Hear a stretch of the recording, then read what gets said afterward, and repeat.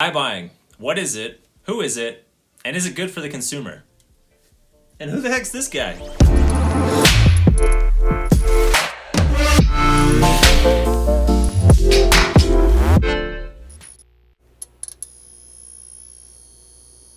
Hello and welcome to the first episode of Real Estate Creative at Night.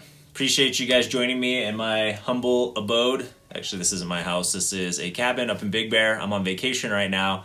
And this is Jeff B. He's the Jeffrey the Bear, or Jeffrey the Bezos Bear. We'll get to that later. But anyways, as we go through this iBuyers explanation, let's take a trip back to 2006 when Zillow first came out with the Zestimate. And if you're unfamiliar, the Zestimate is something that revolutionized how people browse real estate.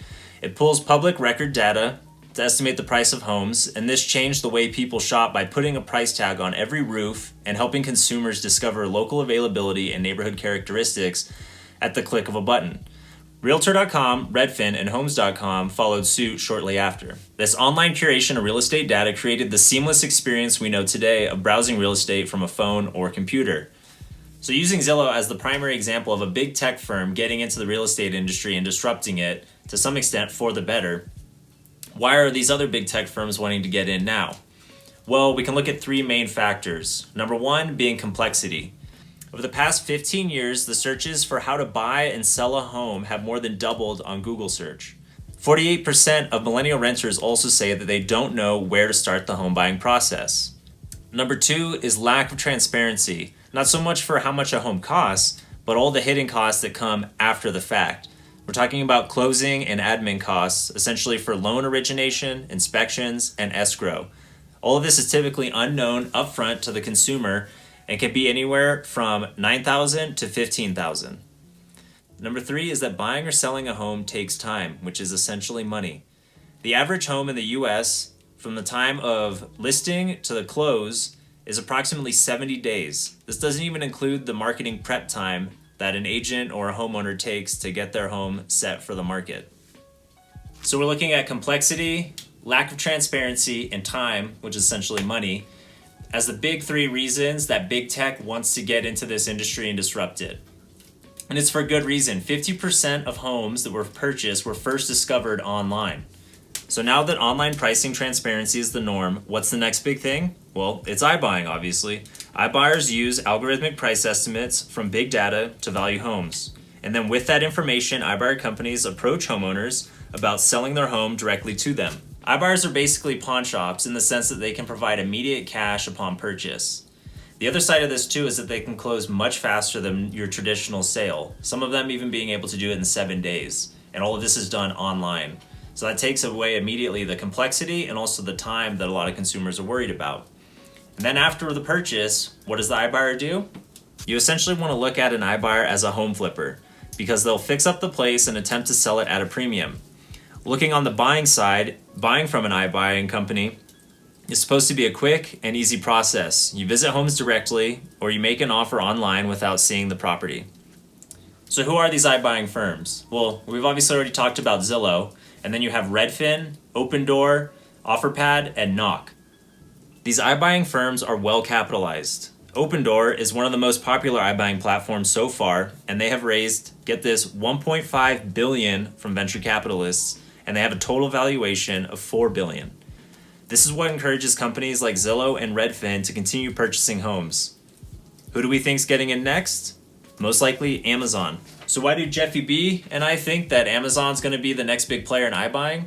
Well, they've already partnered with Realogy, which is Sotheby's, Century 21, and Coldwell Banker, amongst others, and they're providing $5,000 worth of smart home incentives. So essentially you purchase your home and they will help furnish $5,000 worth of whether that's a Ring doorbell, a Nest thermostat, whatever it may be, up to $5,000.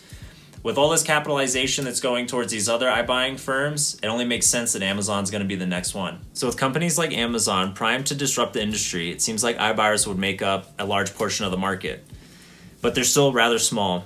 In 2018, of 5.34 million homes that were sold, iBuyers only accounted for 15,456 homes. That's about 0.3% of the market. So what does this mean for consumers and homeowners? What essentially means that they're going to have more options that have ever been available.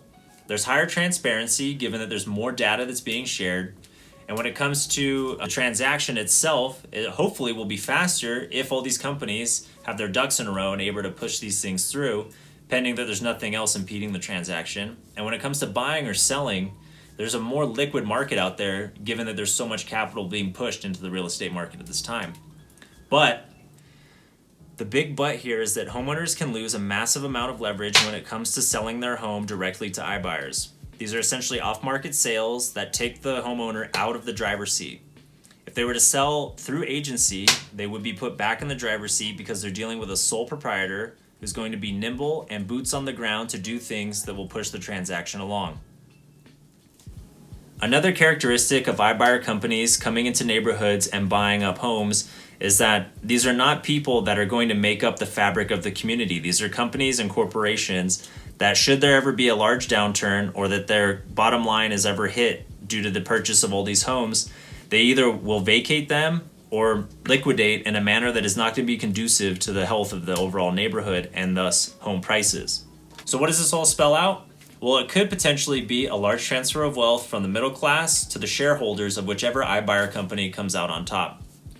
Now, speaking from personal experience, I'm really not sure over the next few years if there really is going to be a clear-cut iBuyer company that's going to take over the industry.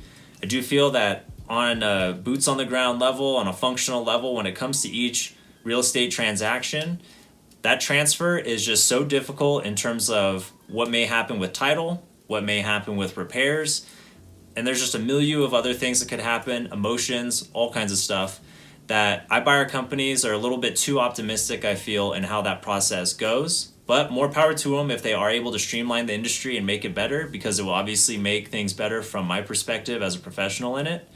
But what do you as a consumer or real estate professional think that the iBuyer introduction into the real estate industry means? Is it going to be good? Is it going to be bad? Are you optimistic about it? Let me know, and thank you for watching.